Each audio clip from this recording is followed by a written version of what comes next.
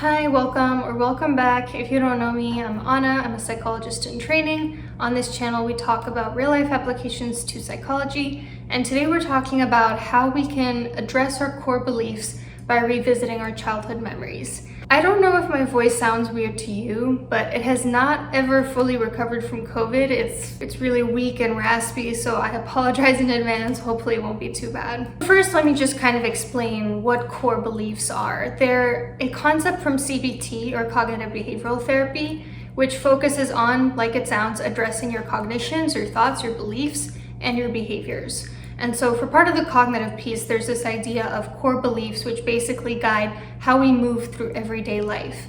So from childhood, we've ingrained these beliefs about the world, ourselves, others, and those, along with dysfunctional assumptions, cause negative automatic thoughts. So thoughts that pop up that distress us in everyday life. Core belief could be something like, I'm unlovable, I'm worthless, I'm abnormal. Usually they refer to something negative. Certainly there can be positive core beliefs, but we don't usually address those in therapy because usually if we're talking about them, there's something there that needs some sort of healing. Like I said, it does usually develop in childhood, and you're going to understand a little bit more about that as I get into this video. So I recently revisited the home where I grew up, ages 5 to 10 in Cleveland. And I was feeling very nostalgic leading up to it. It was very emotional for me. I hadn't been back there since I was 10 years old. I got to see some old friends, neighbors, my old house. It was wonderful. But afterwards, because I had all these feelings, I was like, okay, I'm gonna write down every single memory from that place, every single thing I can remember.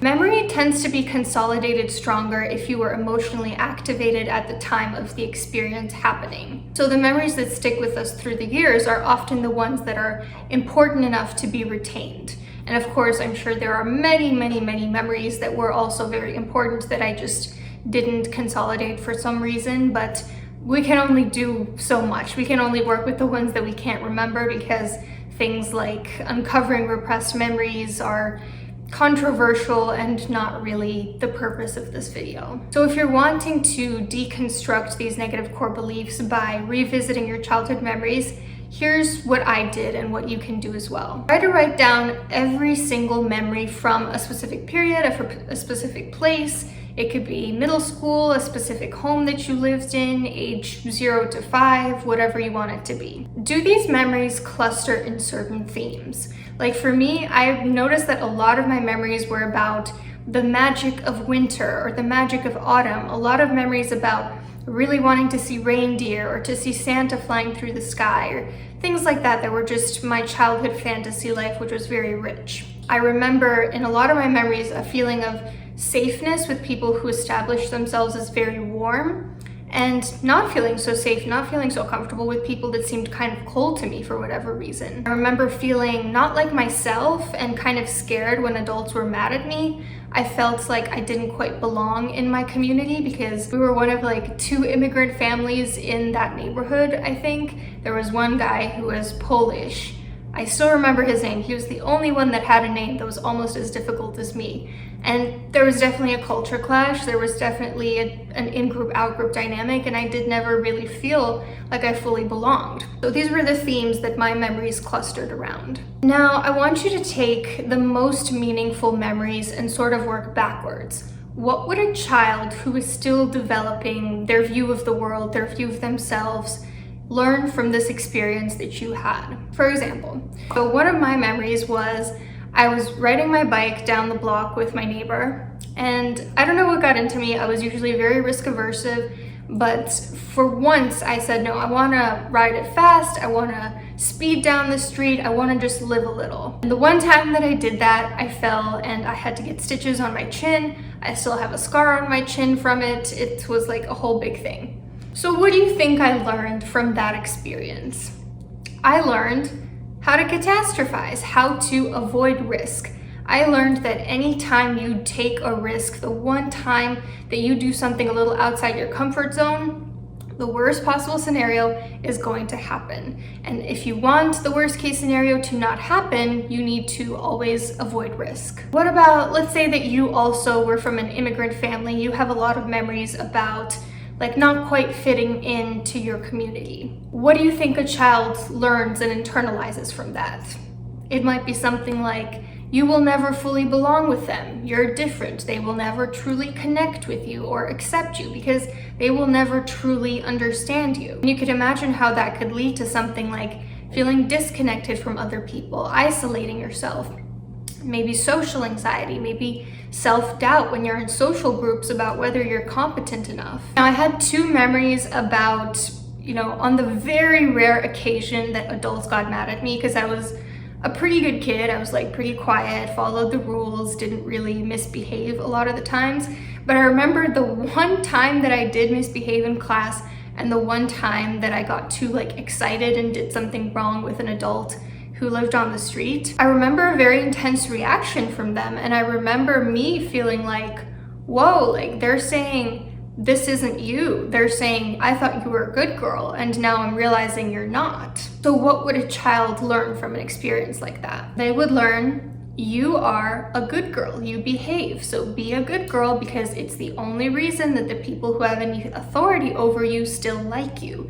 The second you cease to behave, the second you step out of line, they're going to get mad at you and they're going to yell at you and they're going to think poor things about you and you're not going to feel like yourself anymore. And the moment you get too energetic or too excited over something, you're going to be too much for people, so rein that in. So as you can imagine, that can lead to things like people pleasing, lack of assertiveness, fear of authority figures. Now, obviously, genetics and temperament play a huge role here too. It's this idea of nature versus nurture, which we already have established. It's both. It's the temperament, the genetics that you're born with, and it's your environment, and then how the two interact together. So I know for me, for example, I've always had a pretty anxious temperament. I've always been pretty quiet from the moment I was an infant. So I have that inborn quality to myself that makes me afraid of adults getting angry, versus some kids, they might hear an adult getting angry at them and just say whatever, fuck that, I don't care about you yelling at me. So that's something to keep in mind too, is that genetics definitely do play a role. I don't want to downplay that. And now the last step is I want you to rewrite the meaning of those memories in a more rational and more constructive manner.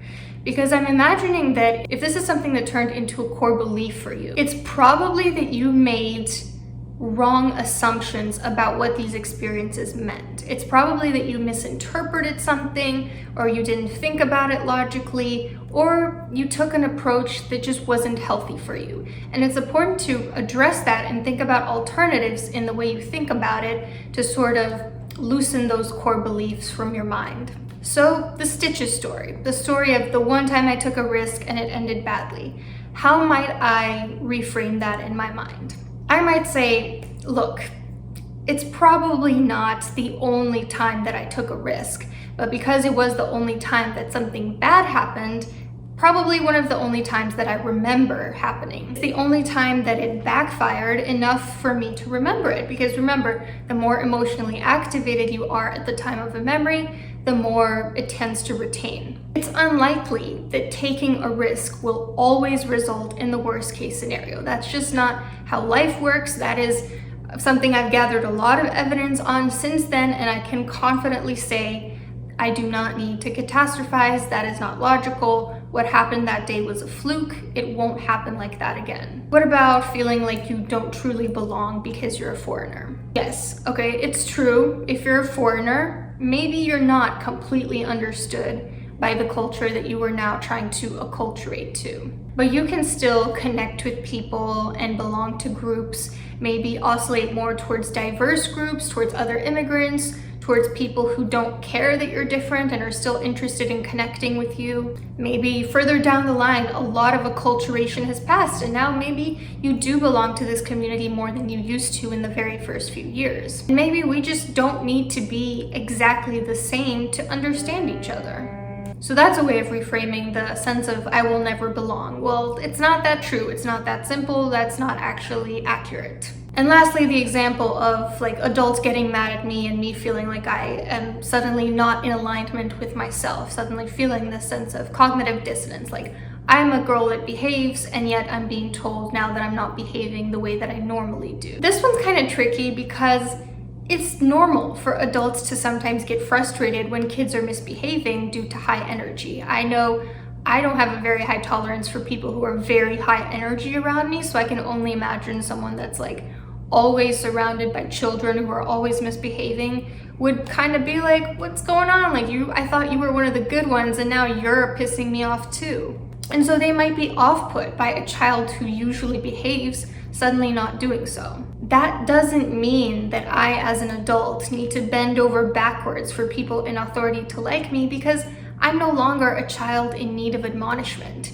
I've grown up now. I know how to rein in my energy levels. I don't need someone telling me what to do. I know that I'm not too much for people. I'm a pretty quiet person generally, and I don't need to fear authority figures like I used to back then. This is again just examples of how to rewrite the meaning that you made of those memories to get at those core beliefs. If you want more of this, of course, cognitive behavioral therapy can be a great approach to this, so I definitely recommend that. I want to know what you think about this. If you feel comfortable sharing any of your childhood memories and what meaning you took from those, I think that would be really interesting to read. And other than that, give this a like and subscribe if you haven't already, and I'll see you soon.